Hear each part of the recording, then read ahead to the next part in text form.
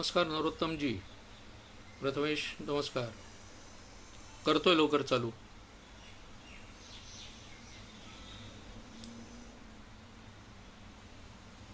अरे वा. स्मिताजी नमस्कार.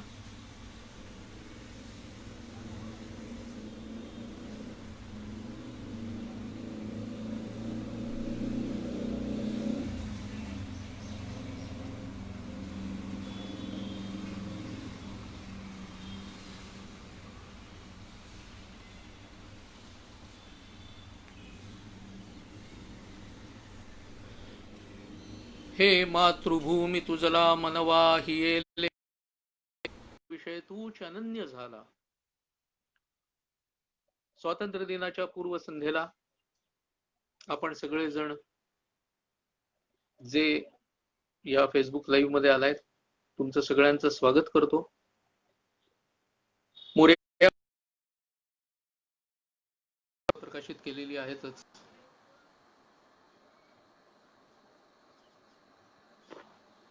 आपण सगळेजण याच्यामध्ये सामील झालात त्याबद्दल धन्यवाद. 1885 मध्ये पहिल्यांदा भारतीय राष्ट्रीय काँग्रेसची स्थापना झाली, लक्षात घ्या. आणि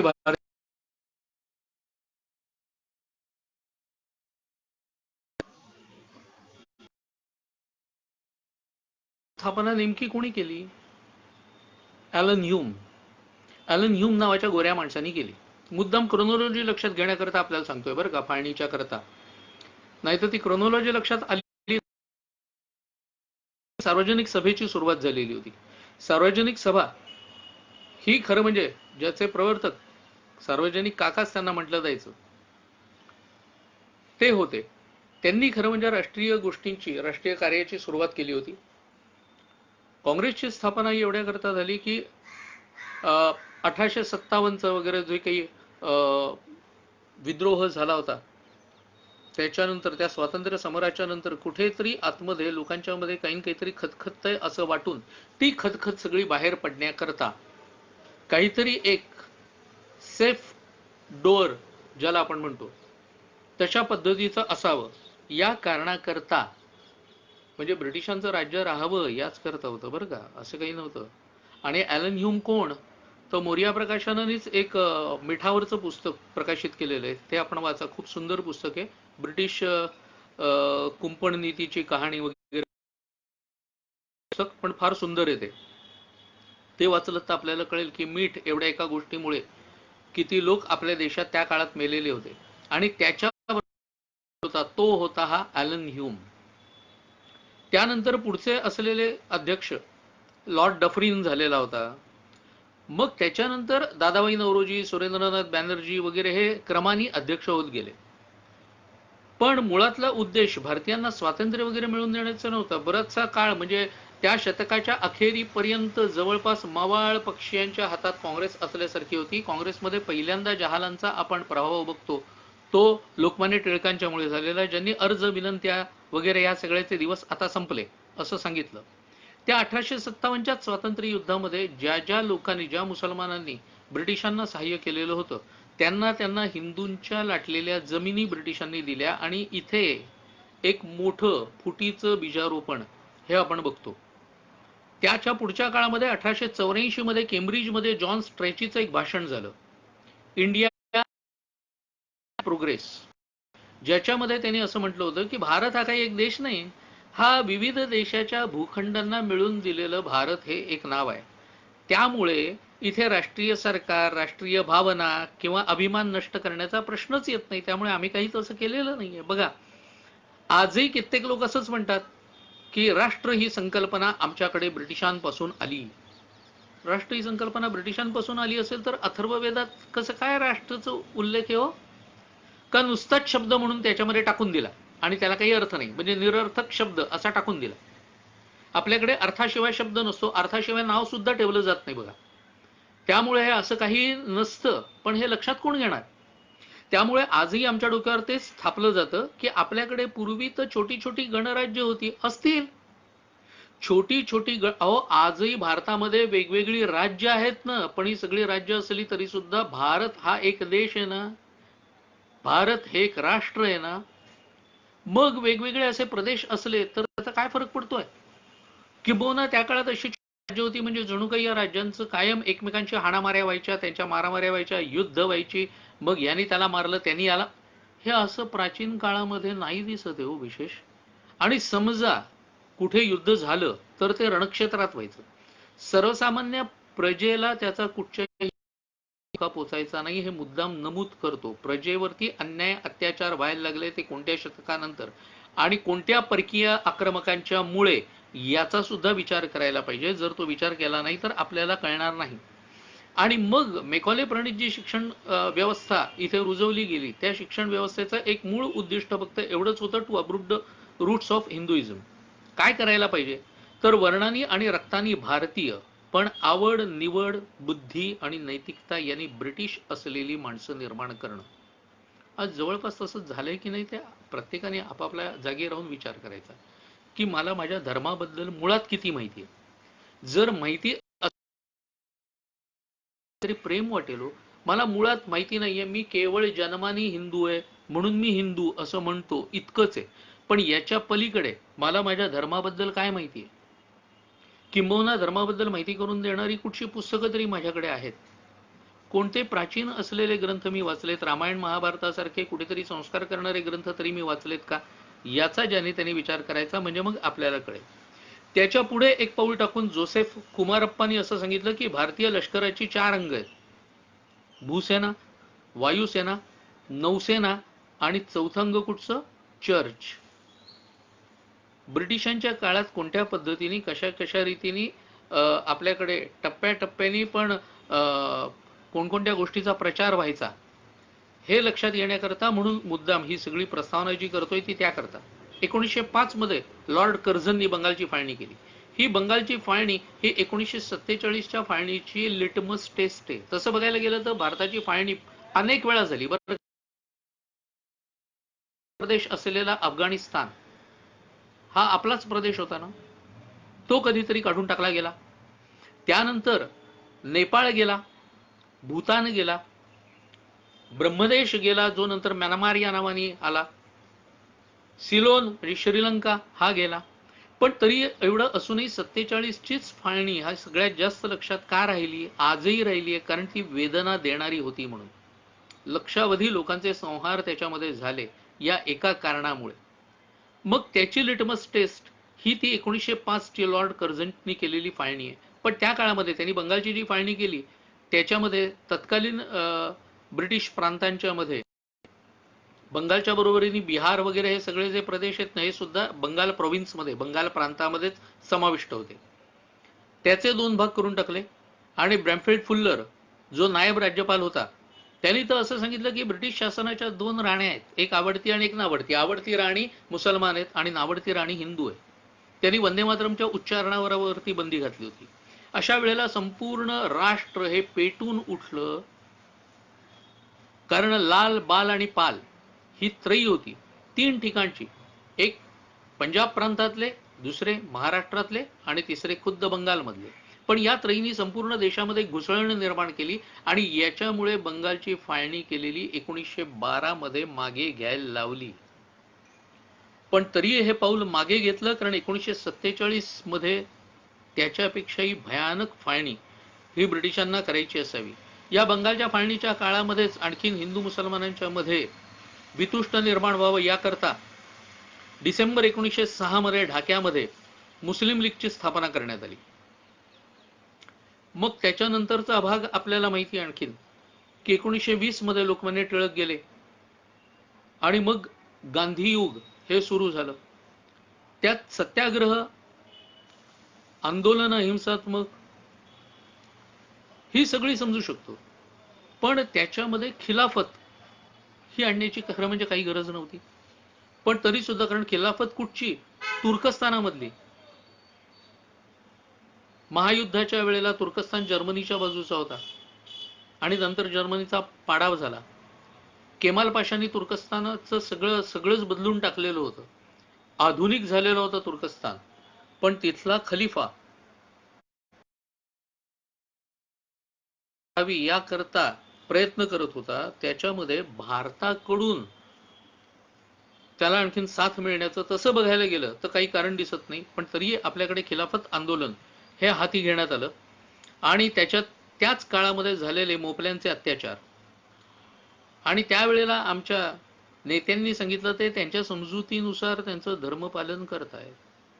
1920च्याच नागपूरच्या काँग्रेस अधिवेशनामध्ये ज्या वेळेला स्वामी श्रद्धानंदांनी गांधींच्या निदर्शनाला आणून दिलं की इथे जे बोललं जात आहे ते हिंदूंना पण लागू होतं, तेव्हा गांधी म्हणाले तसं नाही, ते त्यांच्या समजाप्रमाणे बोलतायत, त्यामुळे त्यांच्या डोळ्यापुढे इंग्रज हा शत्रू आहे. पण काफिर जसे इंग्रज तसेच हिंदू पण हे त्यावेळेला त्या नेत्यांनी मान्य करणं हे केलं नाही. आणि 1936च्या पूर्वी आपल्याला जीनासारखा माणूस जो लोकमान्य टिळकांच्या म्हणजे होम रूल चळवळीमध्ये सुद्धा ते समाविष्ट सामील झालेले होते, किंबहुना खिलाफतीला त्यांनी विरोध केलेला होता. मुसलमानांच्यासाठी स्वतंत्र निवडणुकीसाठीचे स्वतंत्र मतदारसंघ नसावेत या मताचे ते होते. पण पुढच्या काळात त्यांनी एवढंच समजून घेतलं, आपल्याला बनायचं असेल तर काय करायला पाहिजे. मुळात अतिशय हुशार असा हा वकील, ज्यांनी आपले वकिली डावपेच पुढच्या काळामध्ये नमाज न पडणारा पोर्क सुद्धा पुढच्या काळामध्ये आपल्याला सगळे बदललेले दिसतात. शेरवानी घालून फिरायला लागले, डोक्यावरती फरकॅप घालायला लागले.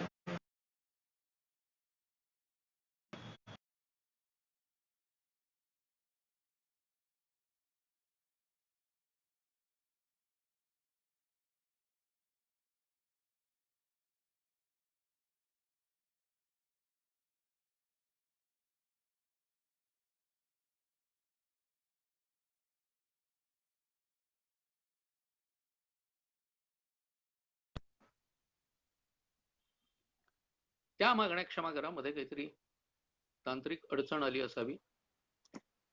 त्या मागण्या पाहिल्यानंतर त्याच वेळेला त्याच सुमाराला साधारणपणे 1926 मध्ये स्वामी श्रद्धानंदांचा खूनही झाला आणि त्यांचा खून केलेल्याला पुढे फाशी देण्यात आलं.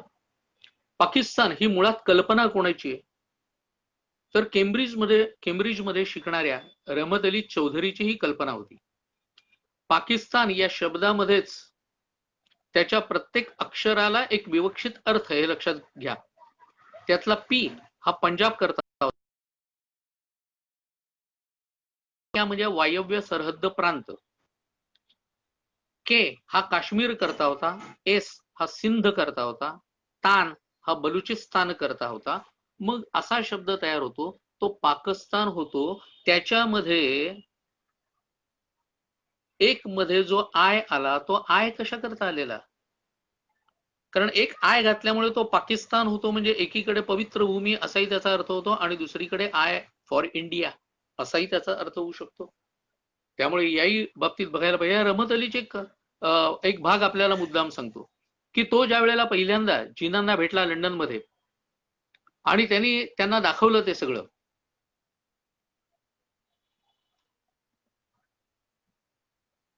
खरं म्हणजे अजूनही का ब्रेक होतोय हे मला कळत नाहीये.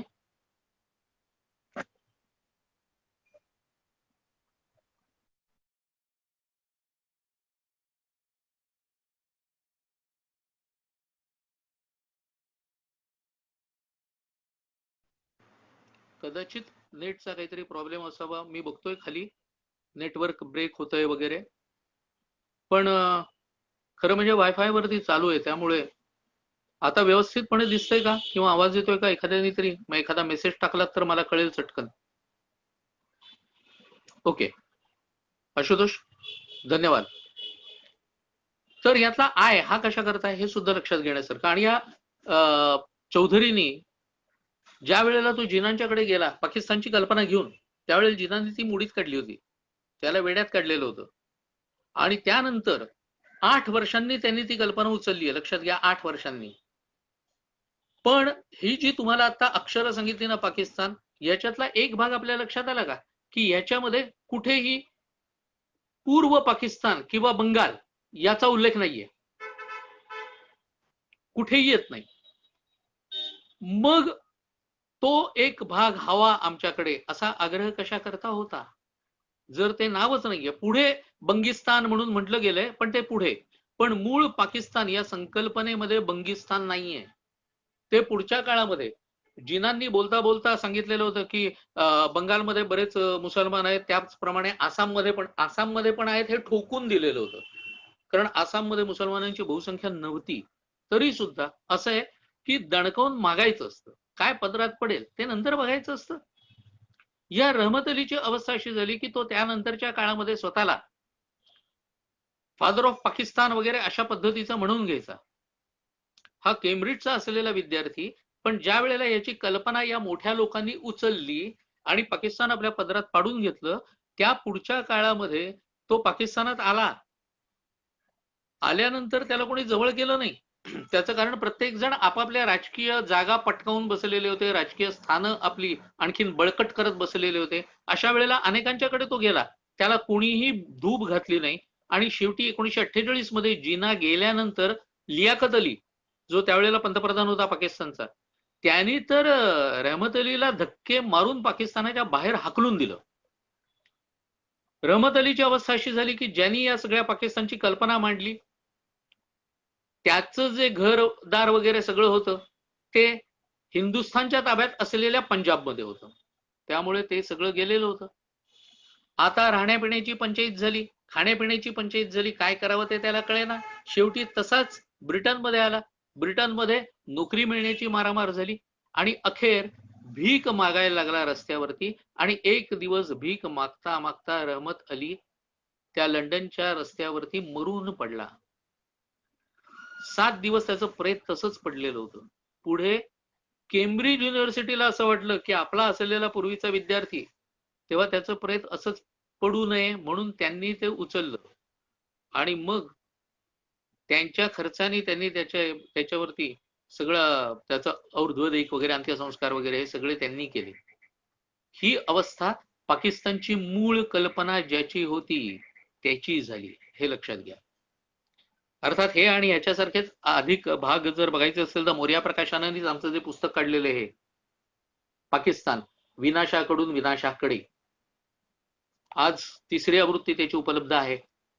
आणि मोर्या प्रकाशनाच्याकडेच ऑनलाईन जरी आपण नोंदवलं तरी सुद्धा हे पुस्तक, हे परीक्षित शेवडे चिरंजीव आमचे लिहिलेलं पुस्तक आहे. तेव्हा याच्यामध्ये ही सगळी कहाणी, विनाशातून उत्पत्ती पाकिस्तानची कशी झाली आणि शेवटी विनाशाकडेच त्यांची वाटचाल कशी आहे. पण असं असलं तरी सुद्धा आपल्याकडे काही जण, काही सो कॉल्ड जे आहेत पत्रकार, ते पाकिस्तानमध्ये जाऊन आल्यानंतर सांगतात कसं आहे की तिथले हिंदू खूप छान आहेत, मजेत आहेत, उत्तम रीतीने राहतात, आम्हाला भेटले तेव्हा आम्हाला बोलले की इथे आम्ही खूप छान आहोत. म्हणजे इथे जे पसरवलं जातं ना ते सगळं कसं चुकीचं आहे. आता गंमत अशी आहे की त्या देशात आता पाहुणे म्हणून आलाय त्यावेळेला आम्हाला किती त्रास होतो हे कसं, कारण तुम्ही येऊन ऐकून निघून जाणार आहात, गेल्यानंतर त्याला राहायचंय कुठे आणि मग तो राहणार आहे का, हे सगळे विचार त्याच्या मनात असतात. हे काश्मीर मधल्या पंडितांच्या बाबतीत सुद्धा झालेलं होतं, हे लक्षात घेण्यासारखं आहे. तेव्हा याची ही मानसिकता वगैरे कोणी लक्षातच घेत नाही बरं का. इतकं वरवरचं आणि काही वेळेला उथळपणे सांगणं होतं की कठीण वाटायला लागतं.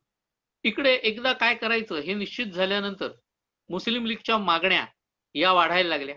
मुस्लिम लीगने प्रारंभी 4च मागण्या ठेवलेल्या होत्या, ज्याच्यामध्ये ते वंदे मातरम मधली कडवी गाळावीत, गाळली.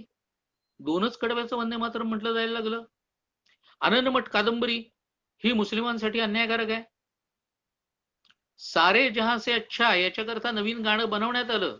आपल्याकडे जरी हिंदुस्तान हमारा असलं आणि हम बुलबुले है इसकी ये गुलिस्तान हमारा असं असलं तरी सुद्धा त्यानंतर गाणं बदलण्यात आलं. त्यात मुस्लिम है हम, वतन है सारा जहां हमारा, हेही आलं. आणि मग असं सगळं पाहिल्यानंतर जेव्हा त्यांनी पाहिलं की आपण मागतोय ते सगळं हे मान्य करतायत, म्हणजे काँग्रेस दबली जातीये. 4च्या 14 मागण्या झाल्या, लक्षात घ्या. आणि या प्रत्येक मागण्यांना ज्या वेळेला रुकार मिळायला लागला, हिंदी राष्ट्रभाषा हा पण एक दबावाचा भाग आहे. त्यामुळे का हिंदी, उर्दू का नको? हो, त्या काळात काय, अगदी आतापर्यंत मला माहिती आहे, गावागावांमध्ये राहणारा सर्वसामान्य मुस्लिम बांधव हे तिथले असलेली स्थानिक भाषेतच बोलायचे. पण ही एकाएकी उर्दूवर काढल्यामुळे काँग्रेसने त्यालाही मान्यता दिली आणि मग हिंदी आणि उर्दू याच्या हिंदुस्थानी नावाची भाषा, ती देवनागरीमध्ये लिहिली तरी चालेल आणि ती उर्दू मध्ये लिहिली तरी सुद्धा चालेल, असं सगळं करून त्या सगळ्याला सुद्धा मान्यता दिली. कविभूषणाचं शिवबावनी स्तोत्र, बरं कोणी म्हणणार नाही, काही काळजी करू नका, सगळ्याला एक एक आम्ही गोष्ट सोडत गेलो. आणि मग जेव्हा सांगितलं होतं ना की 1942च्या भारत छोडो आंदोलनाला सावरकरांच्या हिंदू महासभेनी कोणत्याही प्रकारचं काय पाठिंबा दिला नाही, का नाही दिला हे कोणी सांगतं का? एखाद्या पक्षांनी पक्ष म्हणून एखादं आंदोलन हातात घेतल्यानंतर दुसऱ्या पक्षांनी त्याच्या मागे फरफटत जाणं हे आज तरी होतं का? आपण बघतो का? काँग्रेसने घेतलेलं जर ते आंदोलन असेल तर काँग्रेसने इतर पक्षांच्या बरोबर विचार विनिमय करायला हवा होता, नाही का? आणि सावरकरांनी आधीच त्यांच्याकडून आश्वासन मागितलं होतं की छोडो भारतचं रूपांतर तोडो भारत मध्ये करू नका, हे जर मान्य असेल तर. आणि तसं स्पष्ट आश्वासन त्यांना मिळालं नाही. ह्या गोष्टी सातत्याने विचार डोक्यावरती हाणले जातात आणि हे विचार हेच फक्त खरे असंच आपल्याला वाटत राहतं. याला आपण काही करू शकत. दुसऱ्या महायुद्धामुळे ब्रिटनची नाजूक झालेली होती, त्यामुळे जाता जाता का होईना जावं लागणार हे दिसत होतं. कारण एकीकडून आझाद हिंद सेना, सशस्त्र क्रांतिकारक, आतून होणाऱ्या गांधींचं सुद्धा असहकारिता वगैरे आंदोलन, या आंदोलनाला मला कमी नाही लेखायचं, लक्षात घ्या. कारण हे सगळे विविध प्रकारचे प्रवाह आहेत. या सगळ्या प्रवाहांचं उद्दिष्ट जर स्वतंत्र व्हावा, तर प्रत्येक जण आपापल्या परीने प्रयत्न करत होतं असं म्हणता येतं. आज इतिहासाकडे बघताना कोणते नेते चुकले आणि कोणते बरोबर होते याची तटस्थ चिकित्सा करणं हे आपल्या देशामध्ये तसं बघायला गेलं तर कठीणच आहे, यात वाद नाही. आणि याच्याशी बहुतेक जण सहमत असतील.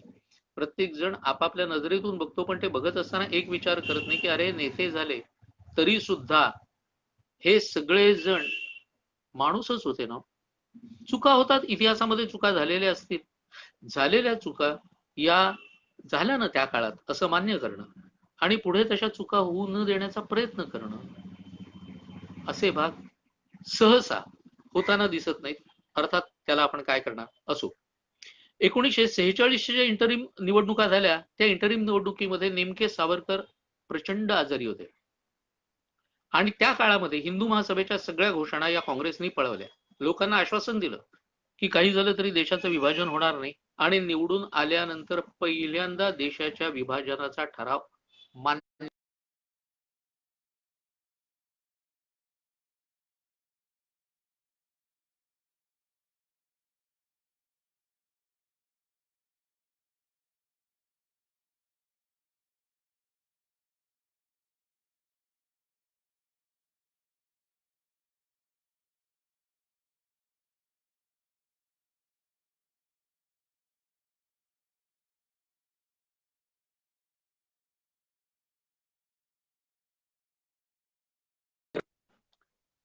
तर ही जी त्यांच्याकडची परंपरा, ही परंपरा अजूनही चालत आलेली आहे, एवढंच आपण बघतो. त्यामुळे त्या काळामध्ये हिंदू महासभेचा प्रचंड पराभव झाला होता. काँग्रेसने अनेक मतदारसंघ हे जिंकले, तसेच मुस्लिम मतदारसंघामध्ये मुस्लिम लीगलाही प्रचंड यश मिळालेलं होतं. आणि मग ठरवण्यात आलं की देशाच्या विभाजनाला मान्यता देण्यात आली. ज्या वेळेला नेते आमचे असं म्हणत होते की पाकिस्तान होणं शक्यच नाही, माझ्या देहाचे तुकडे होतील पण देशाचे तुकडे होणार नाहीत, तेच अचानक माउंट बॅटनची स्तुती पण करायला लागले. लोकांनाच विभाजन हवंय असं सांगायला लागले. लोकांना विभाजन हवं होतं हे कोणाकडनं, पिशाच्यांनी येऊन सांगितलं की काय माहित नाही, पण हे असं झालं खरं. आणि मग त्याच माउंट बॅटनला स्वतंत्र भारताचा पहिला गव्हर्नर जनरल बनवण्यात आलं. जो शेवटचा व्हॉइसरॉय होता, 19वा व्हॉइसरॉय. अहो देशाला स्वातंत्र्य मिळालं होतं ना, मग त्यांच्याच माणसाला पहिला गव्हर्नर जनरल का बनवलं? आपल्या डोक्यात असे विचार येत नाहीत. सिरिल रॅडक्लिफची नेमणूक करण्यात आली. जिनांनी सुचवलेला माणूस, हा माणूस पूर्वी जिनांचा असिस्टंट म्हणून ब्रिटनमध्ये काम करत होते. पण आमच्याकडच्या त्यावेळच्या नेत्यांना इतकी घाई झाली होती जणू काही, कारण पुढच्या काळामध्ये 1960 मध्ये नेहरूंनी त्याची कबुली सुद्धा दिलेली की आम्ही सगळे काही तरुण राहिलेलो नव्हतो, तुरुंगात जाणं हे कठीण झालेलं होतं आणि पंजाब आणि या सगळ्या प्रांतामध्ये होणाऱ्या हत्या या सगळ्या बघून आम्ही विषण्ण झालो होतो आणि म्हणून आम्ही फाळणीचा पर्याय स्वीकारला. आणि मग फाळणीच्या काळात झाल्या त्या हत्या, त्यांचं काय? का त्या एवढ्या मोठ्या प्रमाणावर होतील असं वाटलं नाही? जर वाटलं नसेल तर मग मात्र कठीण आहे. 16 ऑगस्ट 1900 डायरेक्ट ऍक्शन ही पुकारण्यात आली मुस्लिम लीग तर्फे. त्यावेळेला सुरावर्दी होता तिथे मुख्यमंत्री, आणि सुरावर्दीनी 24 पोलीस ठाण्यापैकी 22 पोलीस ठाण्यामधले पोलीस अधिकाऱ्यांच्या बदल्या केल्या. तिथले आपले अधिकारी आणून ठेवले. पेट्रोलची कुपनं देण्यात आली नॅशनल गार्डच्या गुंडांना, आणि त्या डायरेक्ट ऍक्शन मध्ये 3 दिवस कलकत्ता भयानक जळत होतं. सिरिल रॅडक्लिफनी एक पाचर मारून ठेवली होती, ती अशी की मी गेल्यानंतर फाळणी जाहीर करावी. त्याला माहिती होतं की आपण ज्या रेघा मारणार आहोत त्याच्यावरती आपल्याला कोणी जाब विचारणार नाही, कारण त्यावेळचे तसेच नियम घातलेले होते आणि ते उभयपक्षी मान्य करून घेतलेले होते की एकदा फाळणी झाली की त्याच्याबद्दल जगामध्ये कुठेही तुम्हाला दाद मागता येणार नाही. आणि मग त्यांनी त्या पद्धतीने रेघा मारल्याचं मोठं हा पक्का ब्रिटिश होता. त्याचं कौशल्य हे होतं की त्याच्याकडे हिंदू गेले की तो अशा थाटात त्यांच्याशी बोलायचा की त्यांना वाटायचं की हा भाग आपल्यातच राहणार आहे बरं का. म्हणजे लाहोर एक उदाहरण म्हणून सांगतो, लाहोर मधले मुसलमान व्यापारी वगैरे सगळे लोक हे लाहोर सोडून चाललेले होते. ते लाहोर गेलं कुठे? ते हिंदू बहुल होतं. चितगाव मध्ये, म्हणजे परत पूर्वेकडचं सांगतोय आपल्याला, आज बांगलादेश आहे ते, चितगाव मध्ये फक्त 3% मुसलमान होते, फक्त 3%. त्यामुळे तिथल्या लोकांना वाटत होतं की चितगाव हिंदुस्थानातच राहणार. गेलं कुठे? ही सगळे या रॅडक्लिफची, आणि रॅडक्लिफ हा जिनांचा मदतनीस होता. ही जर कल्पना आपल्या त्यावेळच्या नेत्यांना नसेल तर मग याच्याबद्दल काहीच आपण बोलू शकत नाही. 17 ऑगस्टला तो गेल्यानंतर 2 दिवसांनी ते स्थापन झालं. म्हणजे देशांना स्वातंत्र्य मिळालं ना, त्यावेळेला आपण की कोणत्या देशात आहोत हे सीमेकडच्या भागातल्या लोकांना नेमकं माहिती नव्हतं. त्या देशात कोण आहेत? बरं, देशाच्या तिन्ही सैन्य दलाचे प्रमुख ब्रिटिश होते त्या काळात, आणि यांचा असलेला जनरल जो एक होता तो सुद्धा ब्रिटिशच होता. काय होणार होते तरी सुद्धा या दोन्ही देशांचं सैन्य दल एकच. सगळं ही सगळी काहीतरी गडबडीची परिस्थिती निर्माण होईल याच्याकरता तातडीने एक दल निर्माण करण्यात आलं. त्या दलामध्ये हिंदू मुसलमान अशा प्रकारचे शिपाई यांचा भरणा केला आणि ते लाहोरमध्ये आणण्यात आलं. लाहोरमध्ये त्यांचं बसस्थान बसेपर्यंत त्यांनी पुढच्या 15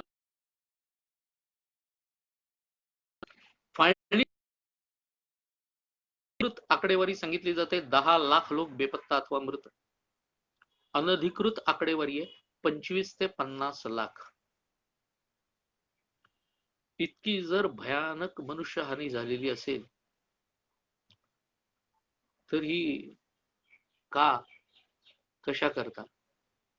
आणि मग त्यावेळेला ग्रीस, बल्गेरिया वगैरे या सगळ्यांची उदाहरणं देत डॉक्टर बाबासाहेब आंबेडकरांनी लोकसंख्या अदलाबदलीची एक सूचना केलेली होती. ती सुद्धा कोणी मनावर घेतली नाही. हे कठीण आहे, पण अशक्य नसणारी गोष्ट होती, पण असं असूनही ती मनावर घेण्यात आली नाही. त्या एका काळामध्ये मी कधीतरी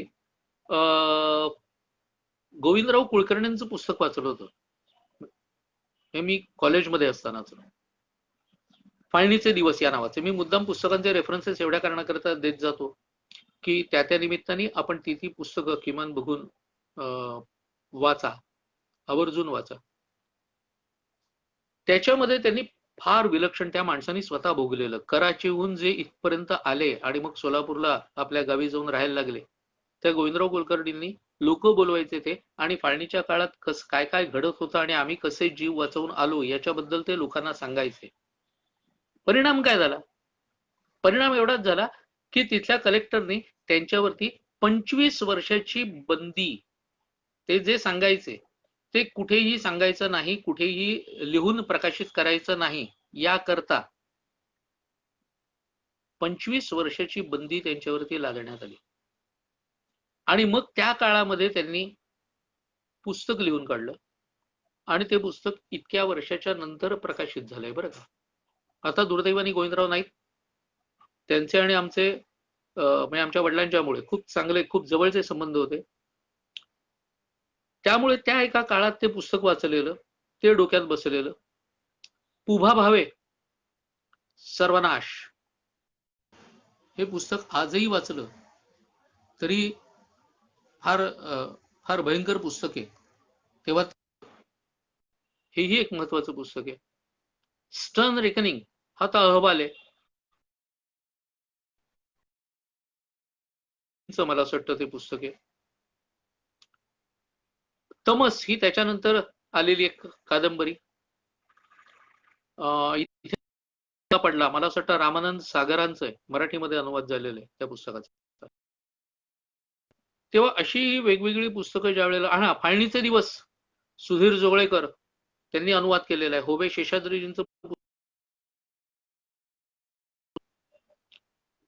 तेव्हा ही एक एक पुस्तकं फाळणीच्या काळातली. अखेर उजाडलं पण देश रक्तबंबाळ, विश्री जोशींचं पुस्तक आहे. ही सगळी पुस्तकं आवर्जून वाचा, म्हणजे आपल्याला हा सगळा भाग कळेल, अन्यथा कठीण आहे कळणं. कारण त्याच्या काळामध्ये आमच्या इतिहासाच्या पुस्तकामध्ये फक्त येऊनच जातो प्रकार एवढंच. आणि मग बाष्कळपणे काय आहे, पाकिस्तान जरी वाईट असलं ना तरी सुद्धा तिथे असलेले लोक, सर्वसामान्य माणूस, याच्याशी आपलं काय वैर आहे ते सगळे लहानपणापासून त्यांच्याकडे काय शिकवलं जातं, शालेय पुस्तकांच्या मध्ये कुठच्या प्रकारचे धडे आहेत, आणि त्यांना कोणत्या प्रकारचं द्वेष त्यांच्या मनामध्ये पेरला जातो, हे सगळं या पुस्तकामध्ये दिलेलं आहे. स्वतंत्र प्रकरण आहे या पुस्तकामध्ये, तर आपल्याला कळेल. आणि मग हे सगळं बघताना किती बोललं जातं, देशावरच पोचलेला देश आहे तो देश जाणार. उलट परत 6 तुकडे पडतील, किमान 6 तुकडे. बलुचिस्तान हा एक तुकडा पडेल, पख्तुनिस्तान, नंतर सिंधू, जो पाकी पंजाब आहे तो पंजाब, चीननी लाटलेला जो प्रदेश आहे तो, आणि मोहाजिरास्तान, मोहाजीर लोक जिथे राहतात, कराची वगैरे हा जो प्रकार आहे तिथे मोहाजीर लोक जास्त राहतात, तिथे गेलेले लोक मोहाजीर म्हणतात फाळणीच्या नंतर, म्हणजे फाळणीच्या काळामध्ये. तेव्हा असे किमान 6 तुकडे त्या देशाचे पडणार, कारण त्यांच्यात आतमध्येच इतक्या हाणामाऱ्या आहेत, आणि या सगळ्या हाणामाऱ्या आता सिपॅकच्या निमित्ताने आपल्याला दिसत आहेत, आपण ऐकतोय त्याच्याबद्दलचं. तेव्हा हे एक अत्यंत उत्तम पुस्तक आहे. धन्यवाद. पुस्तक आहे दंभस्फोट, ज्याच्यामध्ये मोठमोठ्या नेत्यांचे माय पॉलिटिकल मेमोयर्स याचा असलेला अनुवाद आहे. तेव्हा हे सगळे पुस्तकं जर आपण नजरेखालून घातली, मी एवढ्या कारणाकरता मुद्दाम सर्व ग्रंथ देत जातो की वक्ता असल्यामुळे उगाच काहीतरी बोलतायत वगैरे असं कुणाला वाटू नये, या कारणाकरता हे संदर्भ ग्रंथ मुद्दाम देतोय की या सगळ्यातून वाचा. आणि मग तिथून कुठेतरी डोक्यात असं आलं की याच्यावर आणखीन अलीकडच्या काळामध्ये काही फारसं लिहिलं गेलं नाही, म्हणून मग तेव्हा डोक्यात ठेवून रक्तलांछन ही कादंबरी आली माझी. हे माझं पहिलं पुस्तक आहे खरं म्हणजे. आणि हे पहिलं पुस्तक, याची गंमत आहे की याची पहिली आवृत्ती दीपरेखा प्रकाशनाने प्रकाशित केली, दुसरी आवृत्ती मोर्या प्रकाशनाने केली, आणि मोर्या प्रकाशनाकडून परत ते मोर्याकडेच आलं, असं एक वर्तुळ सहजपणे झालं. कारण मोर्याने मला दुसऱ्या आवृत्तीनंतर सांगितलं महाजनांनी की आणखी काही पुस्तकं आहेत त्यांची पुढच्या आवृत्तीसाठी, तर त्याच्यानंतर हे पुस्तक, पण थोडा वेळ लागेल. आणि आम्ही त्यावेळच्या एका उत्साहात होतो. तर म्हटलं नाही हो, लवकर यायला पाहिजे कारण लोकांची मागणी आहे. मग म्हणाले तुम्ही कोणालाही दिलं तरी पण चालेल, हा त्यांचा मोठेपणा. आणि मग ते दीप प्रकाशनाने काढलं. त्यानंतरच्या काळामध्ये ते अस्मिता प्रकाशनाकडे गेलं, बेहेऱ्यांच्याकडे. आणि त्यांनी मग त्याच्या अगदी लागोपाठ 4 आवृत्त्या काढल्या. त्यानंतर अस्मिता प्रकाशन, बेहेरे म्हणाले की आता तर काही काढता येणं जमणार नाही. मग ते पुस्तक परत मोर्याकडे आलं. 8वी आवृत्ती त्याची मोर्याने काढली, तीही आता संपली. 9वी आवृत्ती आता मोर्याकडूनच येते. हा गमतीचा भाग. पण ही कादंबरी लिहायला उद्युक्त झालो तो हे सगळं डोक्यात असल्यामुळे आणि हे लोकांच्यापर्यंत पोचायला हवं एवढ्या एका गोष्टीमुळे. आणि मग लिहिल्यानंतर मग असं वाटायला लागलं की अरे हे आपण सगळं लिहिलं खरं, कारण ते लिहिलं होतं एका राजहंस नावाच्या दिवाळी अंकाकरता लिहिलेलं. दिवाळी अंकाकरता लिहिता लिहिता लक्षात यायला लागलं की हा विषय खूप वाढतोय. मग दिवाळी अंकापुरती ती कादंबरी लिहिली, नंतर स्वतंत्रपणे लिहिली. मग वाटलं या पुस्तकाला तशाच एखाद्या व्यक्तीची प्रस्तावना हवी, म्हणून शिवसेना प्रमुखांच्याकडे गेलो. आणि त्यांची ते सहसा पुस्तकांना प्रस्तावना वगैरे त्यांनी दिलेली नाहीत बरं का. आणि आता पुस्तकाला प्रस्तावना ह्या कशी मिळाली त्याची सुद्धा हकीकत या नव्या आवृत्तीमध्ये टाकलेली आहे बरं का. तिथंही आहे. तेव्हा शिवसेना प्रमुखांची प्रस्तावना मिळाली हे आणखीन आनंदाची गोष्ट. माझे सद्गुरू वरदानंद भारती यांनी या पुस्तकाला पुरस्कार दिला. तो त्यांचा आशीर्वादपर पुरस्कार प्रत्येक आवृत्तीमध्ये आहेच. पण हे त्या काळामध्ये जे घडत गेलं ते पाहिल्यानंतर असं वाटायला लागलं की ही इतकी मोठी गोष्ट आहे. आणि आज आम्ही जेव्हा अखंड हिंदुस्थान व्हावा की न व्हावा याचा ज्या वेळेला विचार करतो तेव्हा एक गोष्ट लक्षात घ्या की अखंड हिंदुस्थान आज आपल्याला 70 वर्षांनी आपण जेव्हा विचार करतो त्यावेळेला खरंच पाकिस्तान आपल्यामध्ये घेणं आपल्याला परवडणार आहे का? खूप गांभीर्याने विचार करण्यासारखा प्रश्न आहे हा, हे लक्षात घ्या. नुसत्या घोषणा देणं, नुसतं ते व्हायला पाहिजे असं म्हणणं हे खूप सोपं असतं. अर्थात दुसरी बाजू पण सांगतो याची की एका बाजूनी पाकिस्तान आणि बांगलादेश हे आज वेगवेगळ्या रीतीने दहशतवाद्यांचे अड्डे बनलेले आहेतच. भारताच्या विरुद्ध कशा पद्धतीने वागतायत हे आपण बघतोच. त्यामुळे हे असे देश आपल्यामध्ये यावेत असं आज वाटण्यासारखी परिस्थिती नाही. पण तसं तर राम मंदिर बनेल की नाही असं कुठे वाटत होतं? बनलं. त्यामुळे आणखीन काही वर्षांनी कदाचित वेगळी परिस्थिती निर्माण होऊ शकते. किंवा मी म्हटलं तसं की पाकिस्तानचे जेव्हा 6 तुकडे पडतील तेव्हा ते भारताच्या अंकित होणं हे स्वतःच पसंत सुद्धा करू शकतील. काही होऊ शकेल. त्यामुळे उभय बाजूंनी आपण विचार करू शकतो आणि उभय बाजूंनी आपण बघू शकतो. पण हा विचार करता करता अगदीच सगळेजण म्हणतायत म्हणून की जय म्हणायचं आवाजात आवाज मिसळून, तेव्हा हे काही फारसं योग्य वाटत नाही. बरं, फाळणी हा विषय इतका मोठा आहे की या विषयावरती आमच्या विग कानिटकरांचं पुस्तक आहे. ते पुस्तक जरी आपण वाचलं, मला असं वाटतं फाळणी सूर्योदयापूर्वीचा काळोख असं त्या पुस्तकाचं नाव आहे, तरी आपल्या लक्षात येईल की हा किती मोठा विषय आहे. प्रत्येक नेत्यांचे खेळले जाणारे राजकारणाचे डावपेच कसे कसे आहेत. त्या काळामध्ये जिनांची समजूत घालायला गांधी स्वतः 18 दिवस जिनांच्याकडे कसे जात होते. इतकंच नाही, अंतरिम मंत्रिमंडळ जिनांनी बनवावं आणि त्यांनी पंतप्रधान इथपर्यंत गांधी आले होते. त्यावेळच्या काँग्रेस नेत्यांनी ही गांधींची अव्यवहार्य सूचना आहे असं म्हणून कशी उडवून लावली. ह्या सगळ्या त्या काळचा एक इतिहास आपण जेव्हा वाचायला लागतो ना त्यावेळेला तर आपल्याला नक्की पटतं ना की हे नेते मंडळी म्हणजे ही पण माणसंच होती. हे नक्की पटतं. फक्त यांच्यात काही काही क्वालिटीज होत्या हे नाकारता येत नाही. कोणताही माणूस आपोआप उगाच नेता बनत नसतो. आणि समजा आपोआप बनला तर लोकांनी स्वीकारावा लागतो ना. लोकांमध्ये टिकून राहणं हे सुद्धा सोपं नसतं. तेव्हा या सगळ्या पद्धतीने बघताना ना आपण केवळ इतिहास काळा किंवा पांढरा एवढ्याच पद्धतीने बघतो. माझं स्वतःचंही काही फार मोठं वेगळा भाग होता असं मी म्हणत नाही, पण त्याच्यात एक राखाडी शेड सुद्धा असते.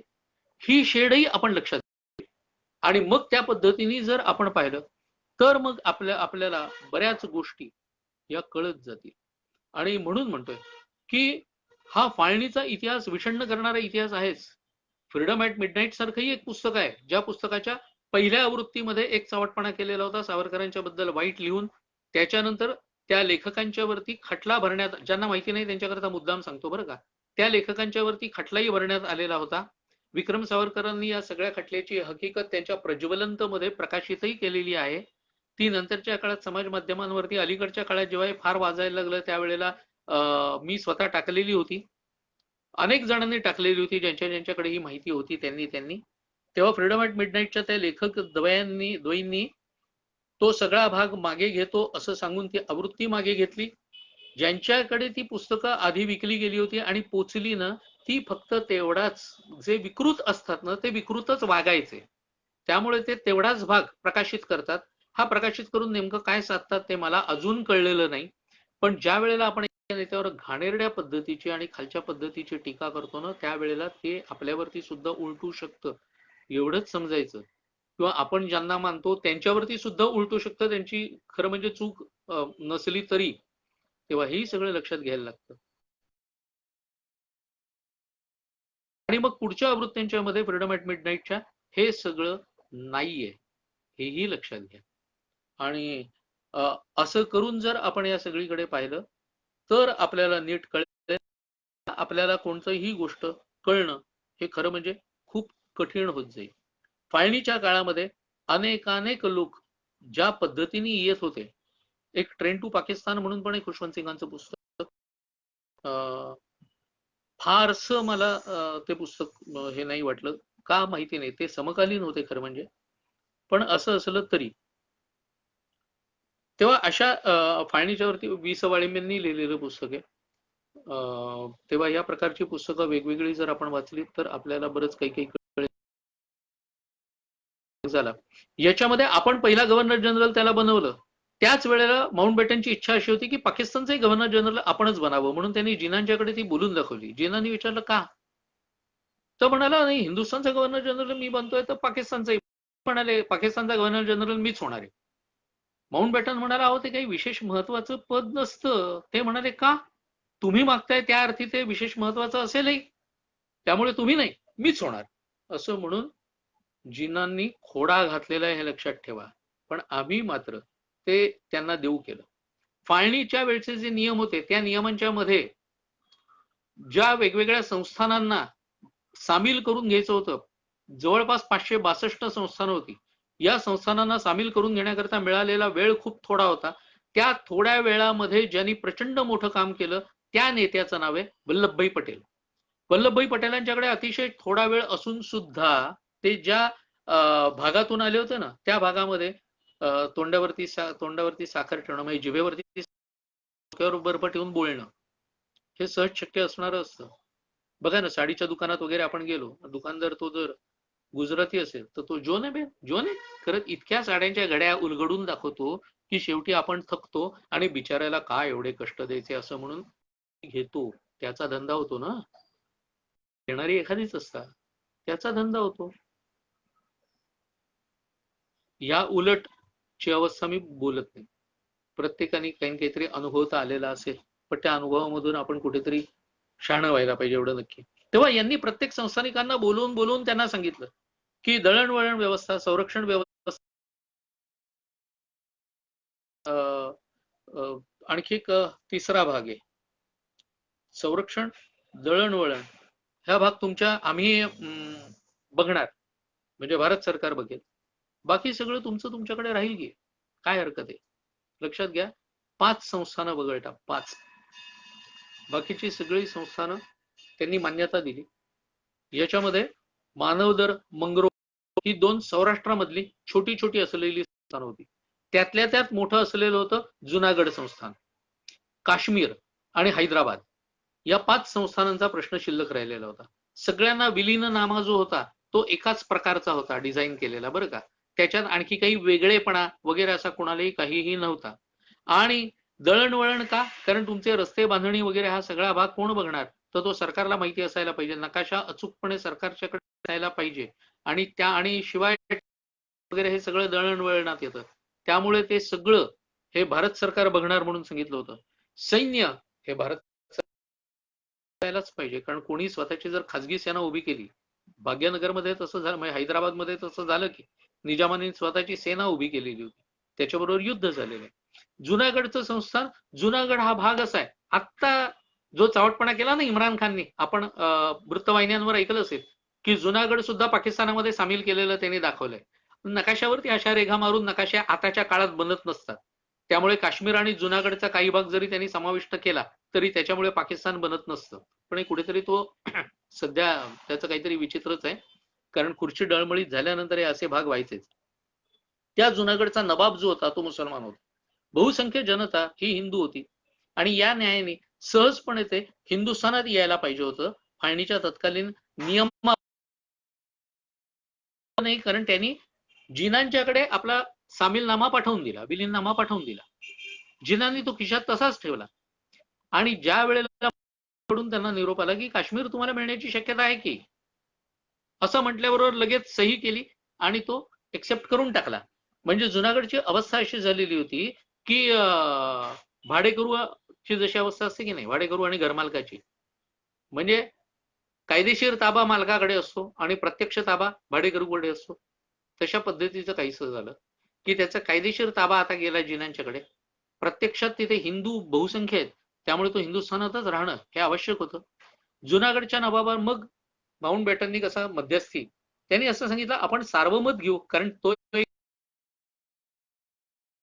मध्ये सार्वमताची आवश्यकता नव्हती. आंधळ्या माणसालाही कळेल बहुसंख्या कोणाची, इतकी अवस्था होती. पण लक्षात घ्या, माउंट बॅटनच्या समोर जुनागड नव्हता, माउंट बॅटनच्या समोर काश्मीर होता, आणि ते आमच्या त्या काळच्या नेत्यांच्या लक्षात आलं नाही.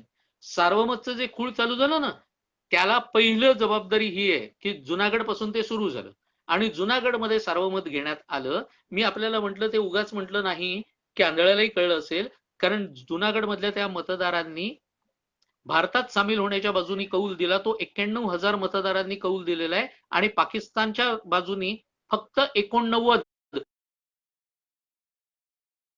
पाकिस्तानमध्ये सामील व्हावे या कारणाकरता. म्हणजे लक्षात आलं आपल्याला. मग त्यांनी तीच चाल, मानवदर आणि मंगरोल ही दोन छोटी संस्थानं सुद्धा तशीच होती, ती सुद्धा सार्वमत घेऊन भारतामध्ये सामील करण्यात आली. आणि मग काश्मीरच्या वेळेला त्यांनी परत एकदा तेच, आणि म्हणून आमच्याकडचे सुद्धा काश्मीरमध्ये प्लेबिसाइट किंवा सार्वमत हे व्हायला पाहिजे. आता कसलं सार्वमत, इतका काळ लोटून गेल्यानंतर आता तुम्ही बोलताय त्याच्याबद्दल. याचीच आणखी एक गंमत आपल्याला सांगतो. आज पाकिस्तानमध्ये जे बहावलपूर आहे ना, ते बहावलपूर संस्थान होतं. बहावलपूरचा संस्थानिक मुसलमान, प्रजा सुद्धा मुसलमान असं असून त्याला असं वाटत होतं की हिंदुस्थानामध्ये गेलो तर आपली प्रगती होईल, म्हणून त्यांनी हिंदुस्थानाच्या नावाने तिथे सामील व्हायचंय म्हणून त्यांनी सांगितलं. त्याला आमच्या नेत्यांनी धुडकावलं की फाळणीच्या नियमाप्रमाणे, आपण खूपच प्रामाणिक ना, त्यामुळे त्याला सांगितलं फाळणीच्या नियमाप्रमाणे हे होणं शक्य नाही, तुम्ही तिथेच जायचं. म्हणजे जो आपल्याकडे येऊ इच्छित होता त्याला सुद्धा तिथेच घालवलं. आज बहावलपूर आपल्या सगळ्यांना माहिती आहे, ते तिथे असलेलं क्रिकेट स्टेडियम आणि बहावलपूरमध्ये होणाऱ्या क्रिकेट मॅचेस, याच्यामुळे आपल्या सगळ्यांना बहावलपूर माहिती आहे. आणि मग आज आपण बघतोय शनै गेल्या 70 वर्षामध्ये पाकिस्तानची अवस्था काय झाली आहे. जो देश एक सुई सुद्धा बनवू शकत नाही अशी अवस्था आहे, तो सातत्याने भारताला कोणत्या ना कोणत्या तरी रीतीने धमक्या देत असतो. खरं म्हणजे या सगळ्या धमक्या आजपर्यंत का खपवून घेण्यात आल्या कोणास ठाऊक. कदाचित कधीतरी वटणीवर येईल असं जर वाटत असेल तर ह्यालाच सद्गुण विकृती असं सावरकर म्हणतात. सद्गुणांचा जेव्हा अतिरेक होतो त्यावेळेला ती सुद्धा एक प्रकारची विकृती असते. आणि मग आजची अवस्था अशी झालेली आहे पाकिस्तानची स्वतःचीच, की आज त्यांच्यावरती हल्ला करून आपण ते ताब्यात घ्यावं वगैरे असं काही मला स्वतःला वाटत नाही. मगाशी मी म्हटल्याप्रमाणे की ज्याचे 6 तुकडे होत आहेत, म्हणजे नेपोलियनचं जे वाक्य आहे ना ते मला सातत्याने आठवत राहतं की तुमच्या दुश्मनाने जर आत्महत्या करायची असं ठरवलेलं असेल तर त्याला अडवू नका. ती अवस्था जर आज पाकिस्तानची दिसतीये. बरं, एवढं करूनही भारताने डोळे वटारून अलीकडच्या काळामध्ये बऱ्यापैकी जरब बसवली. किंवा स्ट्राईक करून, सर्जिकल स्ट्राईक्स वगैरे करून ही उत्तर खूप पूर्वी दिली गेली असती तर कदाचित तो वटणीवर आला असता. पण तसं दुर्दैवाने झालं नाही. का नाही झालं? या सगळ्या वादामध्ये आणि या सगळ्या भागामध्ये आपल्यापैकी बहुतेकांना ते माहिती आहे. त्यामुळे त्याच्यामध्ये काही मला पडायचं नाही.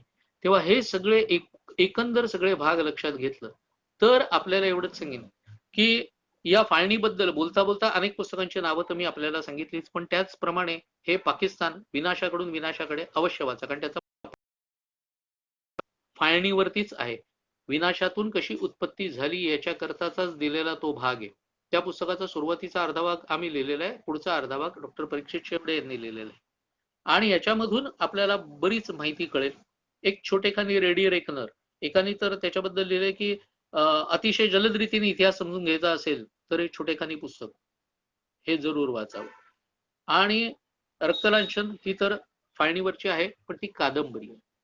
पण कादंबरी असली तरी त्याच्यामध्ये अनेक तथ्य आहेत, एवढं नक्की. सातत्याने काहीतरी कनेक्टिव्हिटीचा काहीतरी प्रॉब्लेम येतोय आणि असं असल्यामुळे आणि अर्थातच मी विराम देतो. स्वातंत्र्य दिन आहे आणि तो स्वातंत्र्य दिन हा या वेळेला आपण जल्लोष न करता या भावनेने साजरा करायलाच हवा. सध्याच्या करोनाच्या काळामध्ये सगळ्यांनी आपापली काळजी घ्या आणि जपून राहा. हेही दिवस जाणार आहेत एवढं नक्की.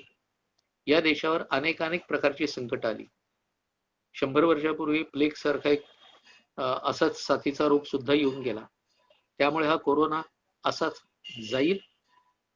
आपण मात्र आपल्या देशाची मान ताठ ठेवणं हेच अपेक्षित आहे.